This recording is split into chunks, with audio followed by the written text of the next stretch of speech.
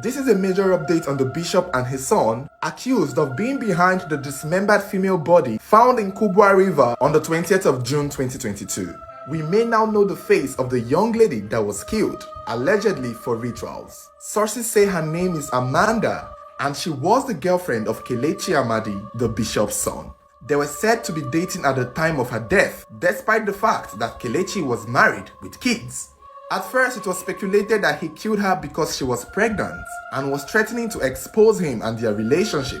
However, sources have confirmed that as at the time of her death, she had already removed the pregnancy and Kelechi had already separated from his wife. So obviously, he did not kill her to cover the fact that he was having extramarital affairs. His wife was already gone and had even been gone many months before the incident. And apparently, her head was not found on the scene where her mutilated body was discovered. It was said that the police found her head and her neck in the home of Kelechi Amadi during a search. So he had dismembered her body but then kept the head in his house, which clearly means this was personal to him, leading also to the report that his father, Bishop A.A. Amadi, has been released from prison, or should I say released from police custody. Initially, it was said it was the two of them who did it together. That was because Kelechi was accusing his father of having a hand in what he did to the girl. So basically, he was lying on his father's head, trying to drag the man along with him to hell.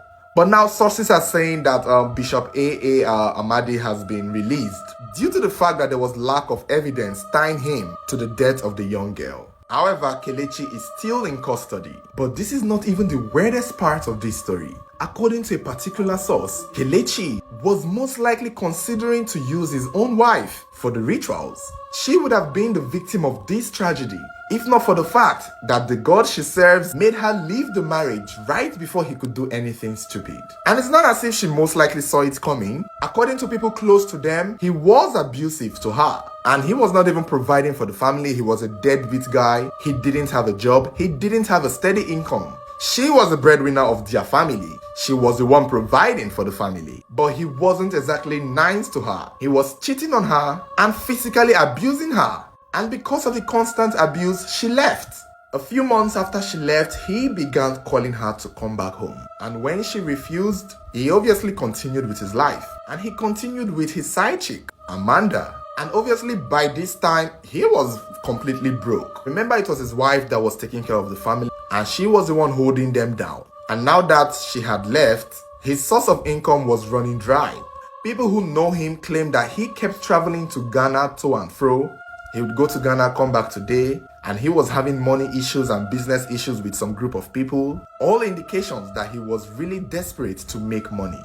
Because again, he didn't have a job, and obviously, the Sunday offerings was not enough. I guess he needed to buy a Benz and chill with the big boys in Abuja. So out of desperation and lack of options, I guess he had to resort to money rituals. The only problem now was who was he going to use? The side chick that he was having a good time with, or the wife who he was abusing and was obviously done with? A particular source that is close to them said that on the day he did the killing, he kept on texting his wife asking her to come home, begging to meet with her, asking that they should meet privately and talk it out. Almost as if he's trying to get her back to come home and, be the married couple that they were before she left. But the wife kept refusing. Her gods told her not to go and meet him. She was done with him. She was basically done with the marriage. And so she ignored him, which left him no options than to consider his girlfriend, Amanda. I guess this is why we encourage a lot of women in abusive relationships to leave as soon as they could. Because who knows, she would have been the victim that we would be talking about today. I mean, it's unfortunate for Amanda. She did not deserve what was done to her. No one deserved to die like that.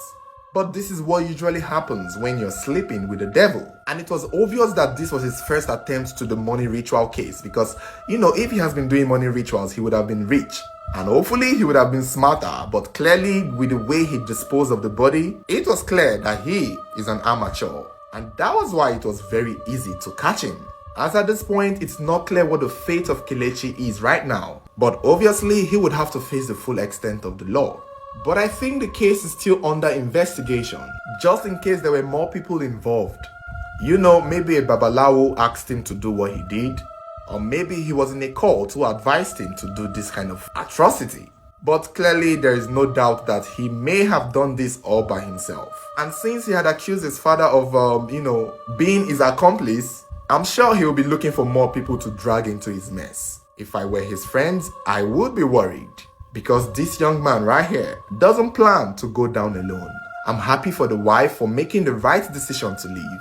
Hopefully she focuses on taking care of the children and moving on with her life. This is not her problem, this is not her mess. It's all on the man who decided to make a very wicked decision to snuff the life of another human being. All because of greed and laziness and just sheer wickedness. So guys, let me know what you think, let me know your thoughts. Don't forget to like this video, share with your friends, stay following, stay subscribed for more future updates.